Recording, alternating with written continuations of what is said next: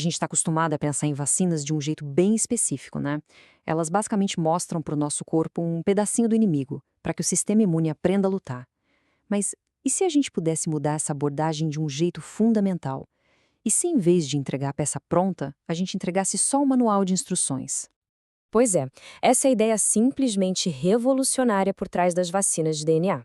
Em vez de injetar uma parte do vírus ou da bactéria, a vacina entrega um projeto genético. A partir daí, são as nossas próprias células que constroem a peça e ensinam o sistema imunológico a reconhecer a ameaça. Bora mergulhar nesse conceito. Para a gente entender essa tecnologia, acho que a melhor forma é pensar nela como se fosse um projeto de construção, só que numa escala celular. É basicamente isso. Pensa numa abordagem de faça você mesmo para a imunidade. A vacina não tem o antígeno em si. Ela só tem o código genético para ele. O nosso corpo faz todo o trabalho de produção e isso acaba gerando uma resposta imune de um jeito que imita muito de perto uma infecção de verdade, mas com a grande vantagem de não ter risco nenhum de doença. Tá, mas como é que o nosso corpo consegue ler esse projeto e transformar isso em proteção? O processo todo é bem elegante e, olha, acontece em 4 passos principais. O mais interessante aqui é como esse processo transforma nossas células em verdadeiras mini fábricas de vacinas. Vamos ver o passo a passo. Primeiro, a entrega. Um plasmídio, que é basicamente um pequeno círculo de DNA com as instruções, é colocado no corpo. Depois, a absorção. Nossas células, em especial as chamadas células apresentadoras de antígenos, que são tipo as sentinelas do sistema imune, pegam esse DNA para elas. Aí vem a produção. A própria maquinaria da célula lê aquele manual de instruções e começa a produzir a proteína do antígeno. E por último, o treinamento. A célula coloca esse antígeno na sua superfície como se fosse uma bandeira, mostrando para o sistema imunológico que aprende a reconhecê-lo como uma ameaça. A resposta é criada contra algo que o nosso próprio corpo produziu a partir de instruções que vieram de fora. Genial, né? E essa tabela mostra uma das características mais importantes disso tudo. Dá uma olhada na coluna Duração da apresentação do antígeno.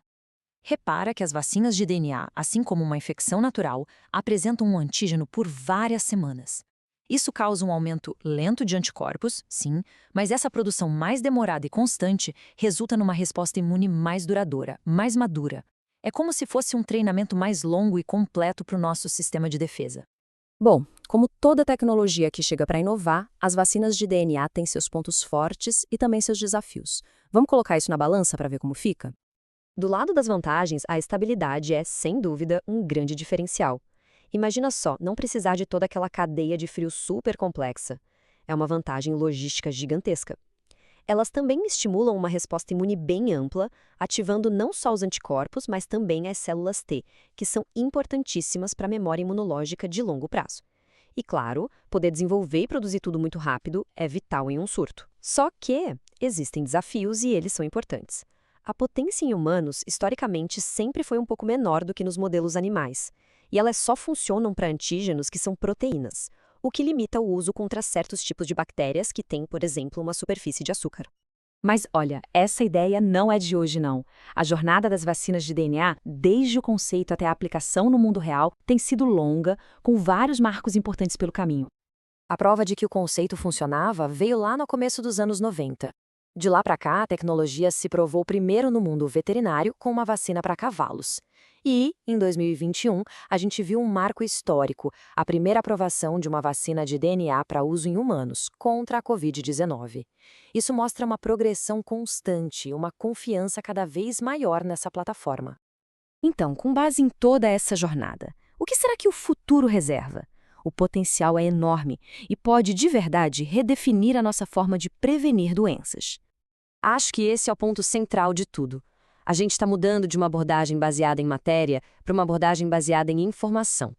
Em vez de entregar um pedaço do invasor, a gente entrega um manual de instruções que permite que o nosso corpo fabrique essa peça e aprenda a reconhecê-la para o futuro. E o potencial de aplicação, nossa, é muito amplo.